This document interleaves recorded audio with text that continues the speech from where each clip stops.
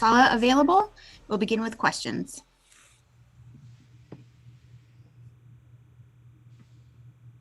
Hey, Robert, how you doing? Doing great, and yourself? Doing well. There's been some stories about some other teams where the coaches met with some veteran players and decided maybe to alter the OTA schedule or the whole spring schedule. I'm just wondering, have you had any of those conversations, and did you guys alter your plans at all after them? No, there's we've been in constant communication with the veteran leadership here and our player rep, but we haven't. We're already cognizant of our players and what they need to get themselves prepared. So there's always been communication, but at the same time, they also want to work too. So it's been good collaboration on both sides. Robert, does that go for mini camp as well? It's right now is the plan to go as scheduled. Yes, the plans go as scheduled. Robert, what obviously our focus is going to be on Zach a lot here. What do you want to see from him during this spring period of OTAs and leading into minicamp? For him, it's more about just acclimating himself to the offense and the verbiage and going through his progression, learning his teammates. A lot of stuff is new for a lot of guys. We got a very, very young offense, very young defense for that matter. And this is the first time that they're hearing everything. Minicamp, they'll hit the reset button and they'll hear it again. And training camp, they'll hear it for a third time. So this is their first time through, and there's a lot of new learning, new things that they're going to learn, both verbiage-wise and with regards to how their teammates play, getting in and out of their breaks, and obviously he's seeing an NFL offense or NFL defense for the first time, and the windows and how tight they are. So you just really want to see him get better and focus on getting better every day, learning the system and getting it to the point where it's second nature for him. The first two OTAs. He looks good. His arm is live. You guys will see it today. Gets the ball in and out of his hands pretty quickly. He's been good. He's a good decision maker and all that good stuff. So he's, like I said, there's going to be ebbs and flows with him, but we're really excited about what he's shown so far. Robert, there were some obviously teams who came out and players who put out statements about how most would not attend voluntary workouts. What has your turnout been? I guess here now on the third day, how has your turnout been? What do you expect in terms of that going forward here in the voluntary workouts? It's been great. I think we're well over 80. And it's been fantastic. Guys who are here are working. They want to be here, and I think that goes for most teams. Guys understand. They want to put in the work. It's a long time to go without football, and at least here these guys have the right mindset. And like I said, we've had great collaboration between the coaching staff and the player representatives, and I think everything up to date has been very productive. Robert, as you spend more time with Zach, is there something that stands out about him?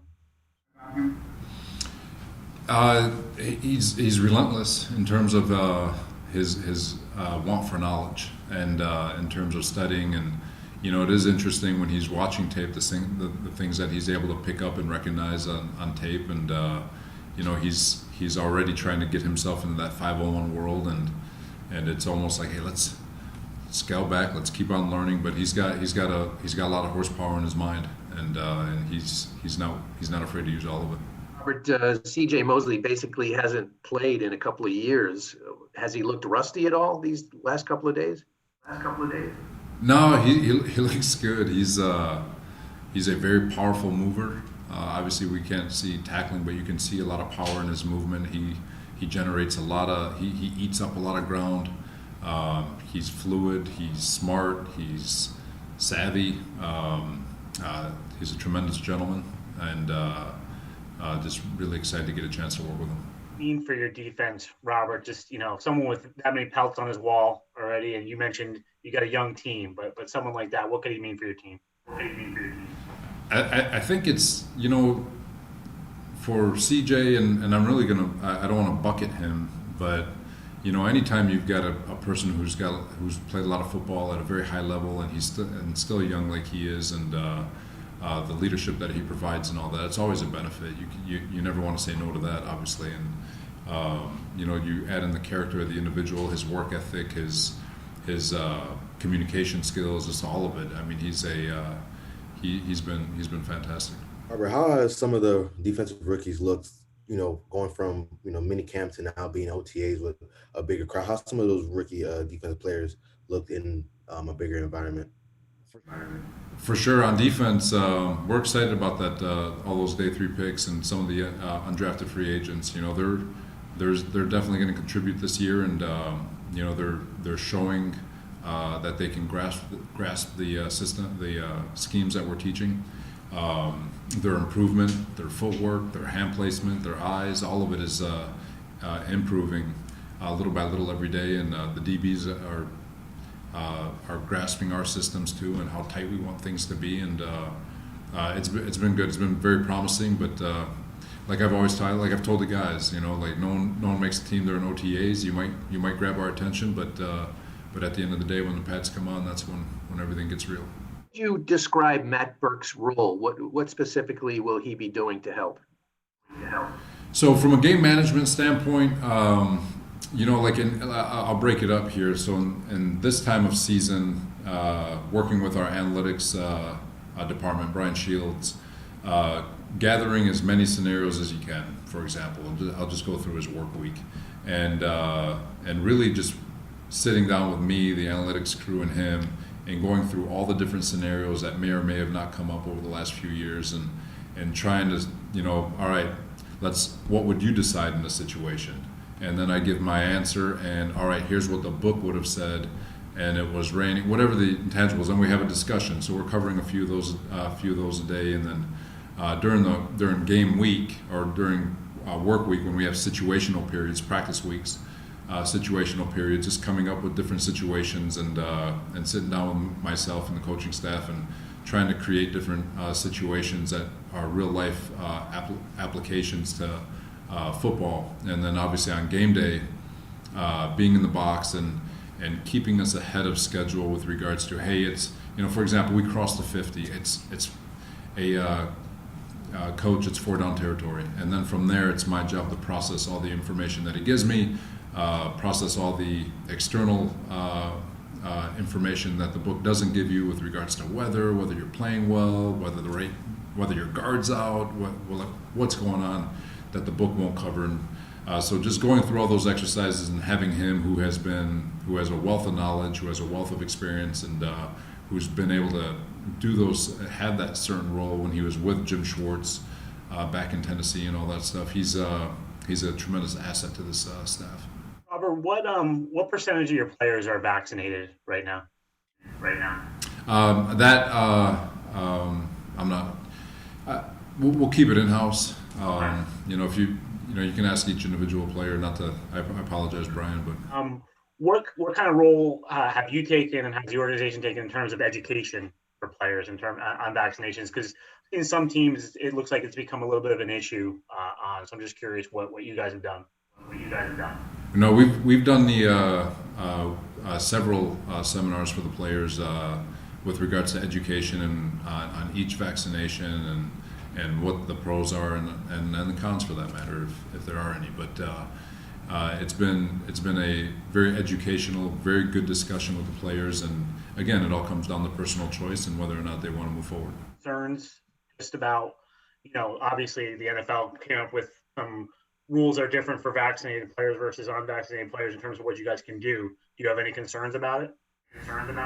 No, like I said, it still comes down to personal choice, and once we get down to the season and we got to cross another bridge, we'll cross it. But right now, it's about players and individuals really worldwide gathering as much information as they can to make the best decision for themselves as they can.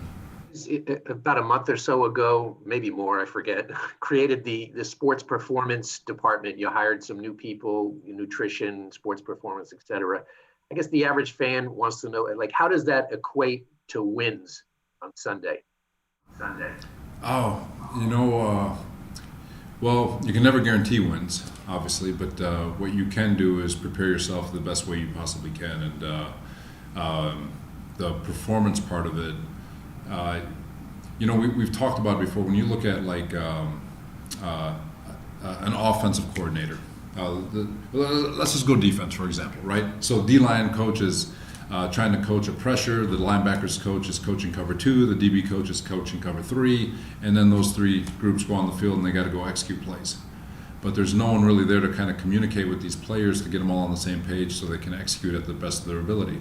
That's where the coordinator comes in. And the coordinator comes in and says, whoa, can we just install this coverage so we can all be on the same page? Well, the traditional way of doing things has always been a player walks in and the strength coach touches them, the trainers touch them, the nutritionist feeds them, the masseuse touches them, but no one's really talking about how this player needs to can maximize his ability or maximize his body when he's in the building. And so having a performance team where everything is kind of under one roof and there's a lot of communication and collaboration, not just for the units but for each individual player, we feel like at least from a physical standpoint when they walk into this building, there's 100% full attention on each individual, and their menu for what they've got to get done when they're here is custom made for them. And so our belief is they can maximize from there. And if you're maximizing a player, you hope that it leads to wins. But that's kind of the idea behind it. There's been some questions about the cornerback group. What have you seen from the group that gives you confidence going into OTAs, going into training camp, and then further on into the season? With the quarterback group,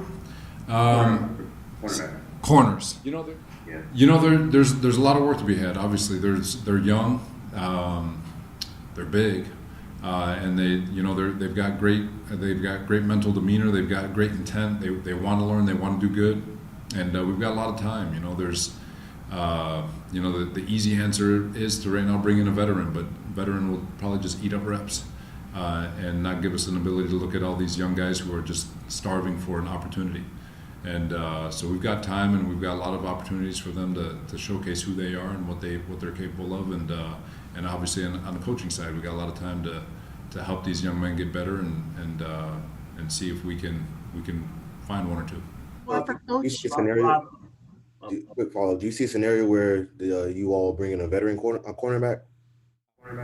Right now, the focus completely is on the guys we have. I mean, we're excited about the group that we have. We really are, and we're excited to work with them.